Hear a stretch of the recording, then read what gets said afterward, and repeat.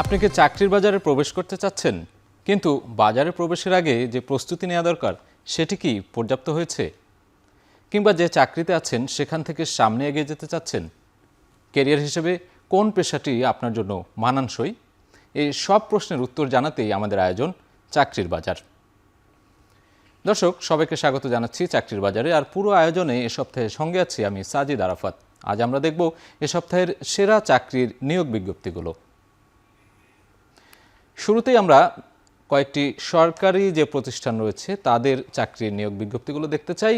স্থানীয় সরকার, পল্লী উন্নয়ন ও সমবায় মন্ত্রণালয়ে জনবল নিয়োগে যে বিজ্ঞপ্তি প্রকাশ করেছে সেটি আমরা দেখে নেব। 4টি পদে মোট 34 জন কর্মীকে নিয়োগ দেবে তারা, সেটি আমরা এক নজরে দেখে নিতে চাই।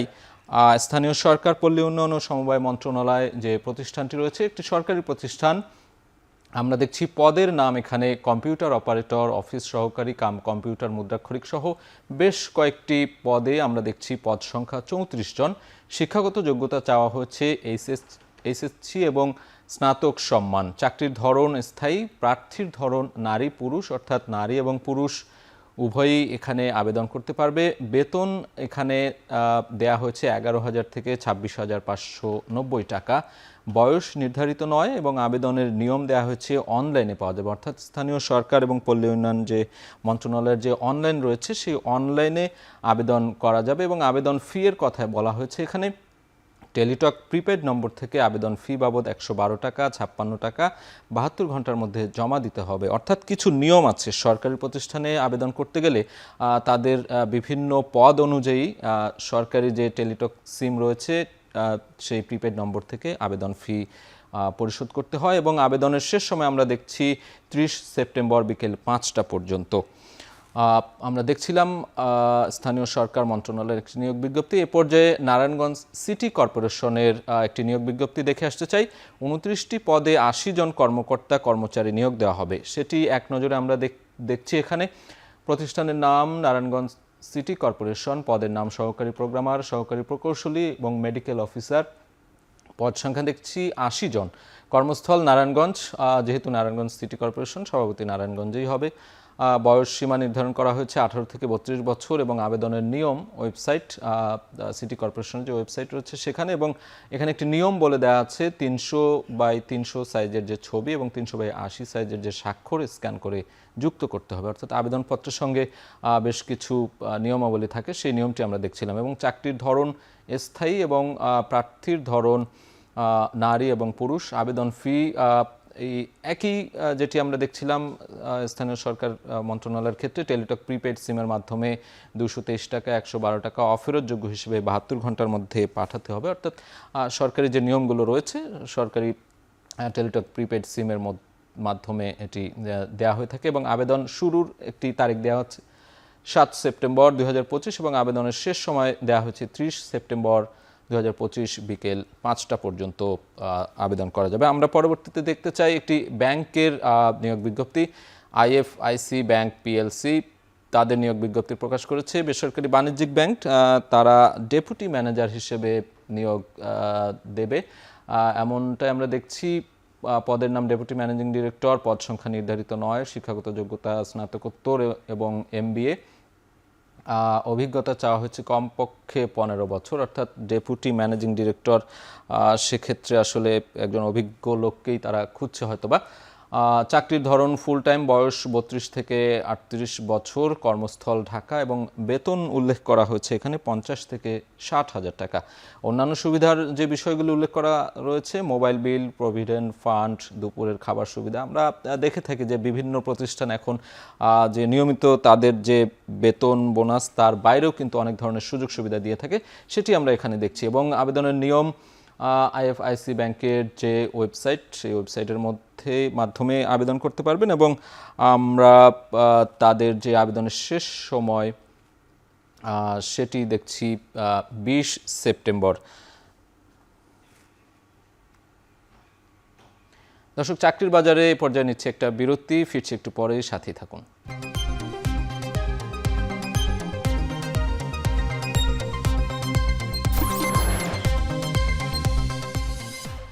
ফিরে এলাম বিরতির পর। আপনারা দেখছেন চাকরির বাজার। এ পর্যায়ে দেখে নিতে চাই একটি বেসরকারি উন্নয়ন সংস্থা ওয়ার্ল্ড ভিশন বাংলাদেশ তাদের নিয়োগ বিজ্ঞপ্তি প্রকাশ করেছে। সেটি আমরা দেখব কোন পদের জন্য তারা নিয়োগ বিজ্ঞপ্তি দিয়েছে। আমরা এক নজরে দেখে আসতে চাই। প্রতিষ্ঠানের নাম ওয়ার্ল্ড ভিশন বাংলাদেশ, পদের নাম gender disaster management and climate change specialist. পদ সংখ্যা 1টি। শিক্ষাগত যোগ্যতা চাওয়া হয়েছে স্নাতক, স্নাতকোত্তর, অভিজ্ঞতা কমপক্ষে 3 বছর। চাকরির ধরন আমরা দেখছি ফুল টাইম। প্রার্থীর ধরন নারী এবং পুরুষ উভয় প্রার্থী এখানে আবেদন করতে পারবেন। বয়সসীমা নির্ধারণ করে দেওয়া হয়েছে কমপক্ষে 28 বছর। বেতন 80 থেকে 90 হাজার টাকা। একটি আকর্ষণীয় ফিগার আমরা দেখছি বেতনের ক্ষেত্রে। কর্মস্থল জামালপুর, অর্থাৎ ঢাকার বাইরে তারা নিয়োগ বিজ্ঞপ্তি দিয়েছে। আমরা জানি যে বেসরকারি যে উন্নয়ন সংস্থাগুলো রয়েছে তারা ঢাকা এবং ঢাকার বাইরে তাদের কর্মযজ্ঞ বা বিভিন্ন রকম কর্মযজ্ঞ পরিচালনা করেন। সেই ক্ষেত্রে আমরা এখানে জামালপুর দেখছি। এবং আবেদনের নিয়ম ওয়েবসাইট, অর্থাৎ ওয়ার্ল্ড ভিশনের যে অফিসিয়াল ওয়েবসাইট রয়েছে সেখানে গিয়ে কিন্তু আবেদনকারীরা আবেদন করতে পারবেন। এবং আবেদনের শেষ সময় 5 সেপ্টেম্বর 2025। পরবর্তীতে আমরা দেখে নিতে চাই পপুলার ফার্মাসিউটিক্যালস পিএলসি তাদের নিয়োগ বিজ্ঞপ্তি প্রকাশ করেছে। প্রতিষ্ঠানটি মেডিকেল সার্ভিস বিভাগে এক্সিকিউটিভ পদে নিয়োগ দিয়েছে বলে আমরা জানতে পেরেছি এবং সেটি এক নজরে দেখতে চাই। পপুলার ফার্মাসিউটিক্যালস পিএলসি, বিভাগের নাম মেডিকেল সার্ভিস, পদের নাম এক্সিকিউটিভ। পদ সংখ্যা নির্ধারিত নয়। শিক্ষাগত যোগ্যতা চাওয়া হচ্ছে এমবিবিএস বিএমডিসি নিবন্ধন থাকতে হবে এবং অভিজ্ঞতা 1 থেকে 2 বছরের। বেতন আলোচনা সাপেক্ষে। চাকরির প্রার্থীর ধরন নারী এবং পুরুষ। বয়স সর্বোচ্চ 30 বছর। কর্মস্থল ঢাকা। আবেদনের নিয়ম যথারীতি অনলাইনে এবং আবেদনের শেষ সময় দিয়েছে তারা 8 সেপ্টেম্বর 2025। দর্শক, পরবর্তী পর্যায়ে আমরা দেখে নিতে চাই বেসরকারি আরেকটি উন্নয়ন সংস্থা হিট বাংলাদেশ। তারা ম্যানেজার পদে জনবল নিয়োগ দেবে এবং সেই বিজ্ঞপ্তিটি এই সপ্তাহে তারা দিয়েছে এবং আমরা একটু দেখে নিতে চাই। প্রতিষ্ঠানের নাম হিট বাংলাদেশ, বিভাগের নাম মনিটরিং অ্যান্ড এভালুয়েশন, পদের নাম এমপ্লয়মেন্ট সাপোর্ট অফিসার, পদ সংখ্যা 2 জন। শিক্ষাগত যোগ্যতা চাওয়া হচ্ছে বিএসসি বিএসএস অথবা স্নাতক। অভিজ্ঞতা 7 বছরের। বেতন 50 থেকে 65 হাজার টাকা পর্যন্ত তারা এখানে উল্লেখ করেছে। চাকরির ধরন ফুল টাইম। প্রার্থীর ধরন নারী পুরুষ।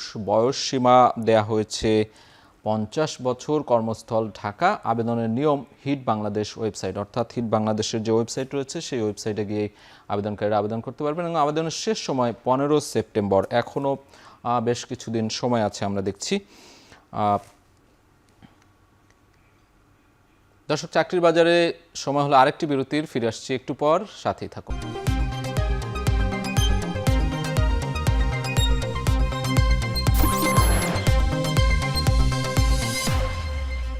বিরতির পর ফিরে এলাম। আপনারা দেখছেন চাকরির বাজার।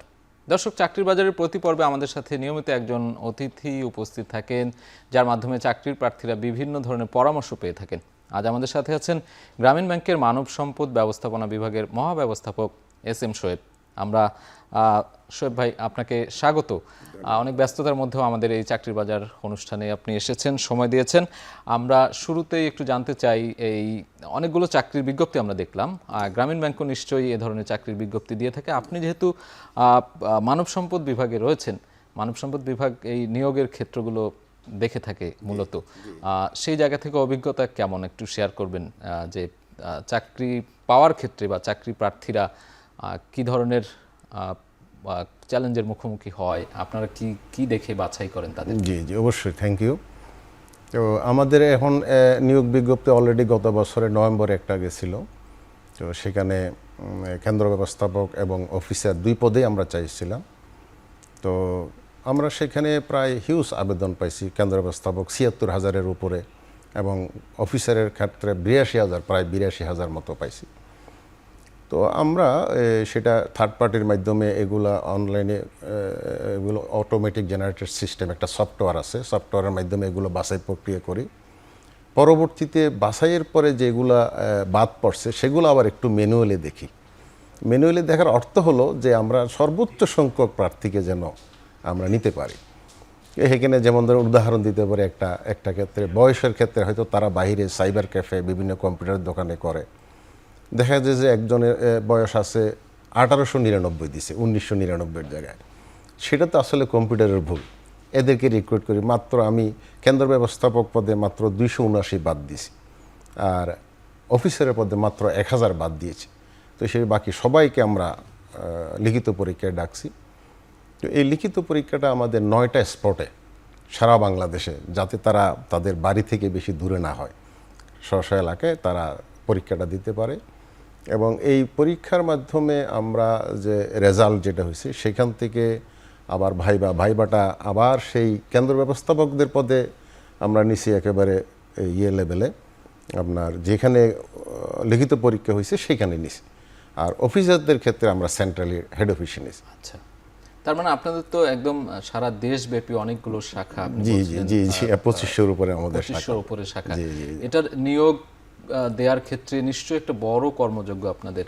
হ্যাঁ, বিশাল বড় কর্মযজ্ঞ, ইয়াস, ঢাকা এবং ঢাকার বাইরে। জি জি জি তবু আমরা এই যে কর্মযজ্ঞ অনেক বড়, সেখানে আপনি নিশ্চয়ই ধরতে পারছেন, ভালোই ধরছেন এটা কর্মযজ্ঞ। তবে আমরা সবাই খুব আন্তরিকতার সহিত এবং স্বচ্ছতার সহিত কাজগুলো করি। ফলে দেখা গেছে যে আমি কেন্দ্র ব্যবস্থাপক পদে মাত্র 5 মাস মধ্যে আমরা কমপ্লিট করে ফেলছি নিয়োগ, লিখিত ভাইবা এবং অ্যাপয়েন্টমেন্ট লেটার ছাড়া।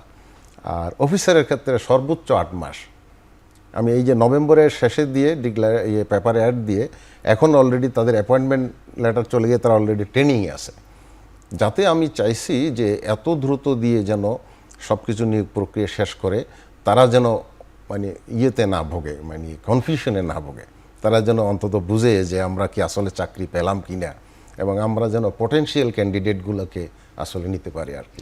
একটি বিষয় জানতে চাই যে অন্যান্য ব্যাংকের সাথে গ্রামীণ ব্যাংকের পার্থক্য কোথায়, এবং গ্রামীণ ব্যাংক আসলে কোন কোন বিষয়গুলো নিয়ে বেশি কাজ করে? আমরা আসলে গ্রামীণ ব্যাংক হচ্ছে যে অন্য ব্যাংকগুলো একদম মৌলিক পার্থক্য হচ্ছে মানুষ ব্যাংকের কাছে যায়, আর আমাদের কাজ হলো যে আমরা মানুষের কাছে যাই। তো এখন সেটা দুই ধরনের। এখন সাধারণত আমাদের এখানে একটু চ্যালেঞ্জ বেশি, কষ্ট আছে। সেই কষ্ট চ্যালেঞ্জ যারা সহ্য করতে পারে, দেখা গেছে তারা যারা চ্যালেঞ্জ নিতে ইচ্ছুক আছে, অনেকে আছে, আমাদের ম্যাক্সিমাম ছাত্ররা চ্যালেঞ্জ নিতে ইচ্ছুক। তো তারা গিয়ে মাঠে কাজ করতে পারলে যদি এখানে মাঠে কাজ করার মধ্যে আনন্দ আছে, এখন বৈচিত্র্য আছে অনেকে, মানে নানা রকমের আমরা লোকদের সাথে দেখা হয়, সাক্ষাৎ হয়, গরিব মানুষের সাথে কাজ করে কিন্তু অনেক মজা। আমার চাকরি কিন্তু এখন 36 বছর চলতেছে। তো আসলে এটা অনেক ভালো একটা অভিজ্ঞতা হয়, এবং যারা এই কাজটাকে আন্তরিকতার সহিত নেয় এবং প্রতিষ্ঠানের যে নিয়ম নীতি বিধি, আর্থিক স্বচ্ছতা, তাহলে তারা খুব গেইনার হয়, তারা অনেক ভালো করতে পারে এবং পদোন্নতিটা খুব দ্রুত হয়। জি, কর্মসংস্থান তৈরির ক্ষেত্রে গ্রামীণ ব্যাংক কেমন ভূমিকা রাখছে আপনার কাছে কি মনে হয়? আপনারা কর্মসংস্থান সৃষ্টিতে বা তৈরিতে, নিয়োগ দেওয়ার ক্ষেত্রে প্রত্যন্ত অঞ্চলে আপনি 2500-র বেশি শাখা বলছিলেন, তার মানে অনেক মানুষ এখানে কাজ করে। জি, আমাদের প্রায় 23,000 এমপ্লয়ি এখানে কর্মরত আছে। তো এখানে আমরা কিন্তু একটা জাতীয় পর্যায়ে একটা বড় ভূমিকা নিচ্ছি কিন্তু গ্রামীণ ব্যাংক। এই যে রিক্রুটমেন্ট, এটা 24 সালে হয়েছে, 25 সাল পর্যন্ত, 26 সাল পর্যন্ত কন্টিনিউ হবে, 23 সালে একটা হয়েছে যেটা 24 সাল পর্যন্ত কন্টিনিউ। অর্থাৎ এইটা একেবারে চলমান প্রক্রিয়া, আমাদের এই ইয়েটা বন্ধ হচ্ছে না। এবং আমরা যে এই যে বেকার যুবকদের কর্মসংস্থানের ক্ষেত্রে আমি মনে করি এই মুহূর্তে গ্রামীণ ব্যাংক একটা সবচেয়ে বড় ভূমিকা পালন করছে। মানুষের আগ্রহ কেমন দেখেন, মানে শহরে গ্রামে, বিশেষ করে তরুণদের যারা সবেমাত্র পড়াশোনা শেষ করে কোথাও চাকরিতে জয়েন করতে চায় বা গ্রামীণ ব্যাংকে জয়েন করতে চায়, তাদের আগ্রহটা কেমন দেখেন এবং তাদের জন্য পরামর্শ কি থাকবে আপনার? হ্যাঁ, তাদের জন্য পরামর্শটা হচ্ছে কি, আমি এটুকুই বলবো যে তারা যে এই ভাইবার মধ্যে আমার যেটা সাধারণত আমরা যে ভাইবাতে যে প্রশ্নগুলো করি, লিখিত প্রশ্নগুলো, লিখিতগুলা এবং ভাইবা, সেটা হচ্ছে যে এই প্রতিষ্ঠান সম্পর্কে তার ধারণা থাকতে হবে। এই প্রতিষ্ঠান না, সে যে প্রতিষ্ঠানই চাকরি করুক না কেন, ভাইবাতে গেলে অবশ্যই অন্তত সেই প্রতিষ্ঠান সম্বন্ধে তার একটা ধারণা থাকতে হবে। সমসাময়িক বিষয় তো যেভাবে সবাই করে প্রশ্ন, আবার যে বিষয়ে সে লেখাপড়া করে আসছে তার উপরও আমরা কিন্তু প্রশ্ন করি। এইভাবে সব কিছু মিলিয়ে আমরা যদি দেখি যে পটেনশিয়াল ক্যান্ডিডেটগুলোকে আমরা বাছাই করে, তবে আমরা মেধাকে গুরুত্ব দিচ্ছি এখন সবচেয়ে বেশি, এবং তারা মেধাবী ছেলেপেলেরা ভালো করতেছে এখন এইখানে এই ক্ষেত্রে। এবং কি পরামর্শ থাকবে আপনার যারা গ্রামীণ ব্যাংকে জব করতে চায়, আবেদন করতে চায়, তারা কি পরামর্শ দেবেন তাদের? এখন প্রথম কথা হচ্ছে আসলে মানে পরিশ্রম করতে হবে এবং পরিশ্রম করার মানসিকতা থাকতে হবে। আসলে আপনি একটা জিনিস দেখেন, আগে তো আমরা মনে করতাম যে কমার্শিয়াল ব্যাংকগুলো শুধু তারা এই অফিস ডিউটি করে এসি রুমে, আসলে তা না, তাদেরটাও চেঞ্জ হচ্ছে। তারাও কিন্তু মাইক্রো ক্রেডিট যাচ্ছে, কিছু কিছু অংশ যাচ্ছে, কিন্তু তারা একটা সেভিংসের টার্গেট থাকতেছে তাদের, তো এই টার্গেটটা পূরণ করতে গিয়ে কিন্তু তাদেরকে পিপলের সাথে তাদের যোগাযোগ রাখতে হচ্ছে। অনুরূপভাবে আমাদেরটাও এরকম, আমরাও যোগাযোগ করতেছি, দরিদ্র মানুষের সাথে কাজ করতেছি। যদি একবার তার কাজ ভালো লেগে যায়, অন্তত সে আর এখানে ছাড়বে না, সে মজা পাবে, আনন্দ পাবে যে গরিব মানুষ তার হাত দিয়ে ঋণ দিয়ে একটা মানুষ তার জীবনের ভাগ্যের পরিবর্তন করতেছে, পরিবারের সচ্ছলতা আনতেছে, তাদের যে হাসিমুখ, এটা তাকে অন্তত আনন্দ দিবে এই চাকরির পাশাপাশি। মোটা দাগে একটু জানতে চাই, বাংলাদেশের ব্যাংকিং খাতে চাকরির বাজারটা কেমন? ব্যাংক নিয়ে অনেক ধরনের সমালোচনা আমরা শুনি, বিশেষ করে অনেকগুলো ব্যাংক দুর্বল হয়ে যাচ্ছে আর্থিকভাবে, নানান সমালোচনাও আছে। সে জায়গায় চাকরির বাজারে ব্যাংক সেক্টরটা এখন কেমন এবং ভবিষ্যৎ কেমন দেখেন? না, আমি ব্যাংকে চাকরির বাজারের ক্ষেত্রে ব্যাংকের ভূমিকাটা বিশাল, আমি সবসময় মনে করি। আমাদের অনেকগুলো কমার্শিয়াল ব্যাংক, তফসিলি ব্যাংক, রাষ্ট্রায়ত্ত ব্যাংক, তো তাদের এই যে যারা এখানে চাকরি হয়তো ব্যাংক দুর্বল হয়ে পারছে না, তারা কিন্তু আরেকটা ব্যাংকে শিফট করতেছে, এই অভিজ্ঞতাটুকু কাজে লাগে।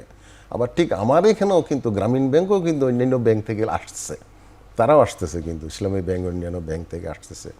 তো কারণ আমরা এই যে স্কেল এবং যত রকমের সুযোগ সুবিধা, সম্পূর্ণ সরকারি সুযোগ সুবিধা দেয় পুরোপুরি, আমাদের 1 টাকাও কিন্তু বেতনের দিক দিয়ে, পেনশনের দিক দিয়ে, এবং পেনশনেবল জব, সুতরাং তারা এগুলো বুঝে কিন্তু আসতেছে।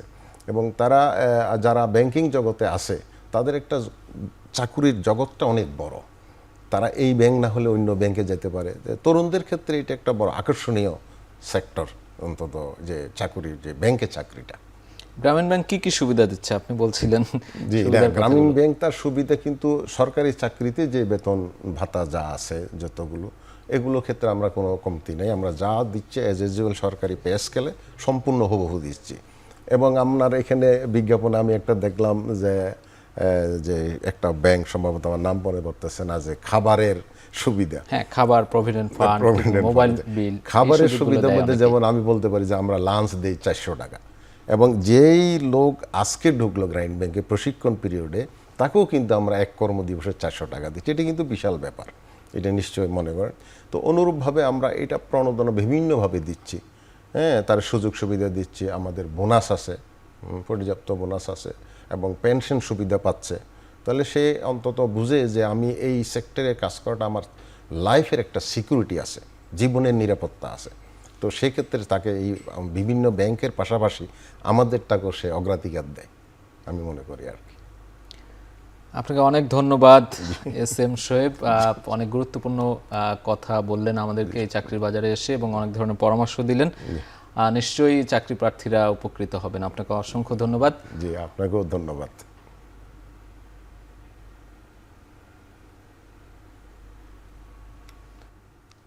দর্শক, এতক্ষণ সাথে থাকার জন্য সবাইকে অসংখ্য ধন্যবাদ। দেখা হবে পরবর্তী সপ্তাহে। তবে আপনার কোম্পানির যে কোনো নিয়োগ বিজ্ঞপ্তির প্রচারের জন্য আমাদের সাথে যোগাযোগ করুন, এবং যারা চাকরির জন্য আবেদন করতে যাচ্ছেন তারা আমাদের ইমেইলে আপনার সিভি পাঠিয়ে রাখুন।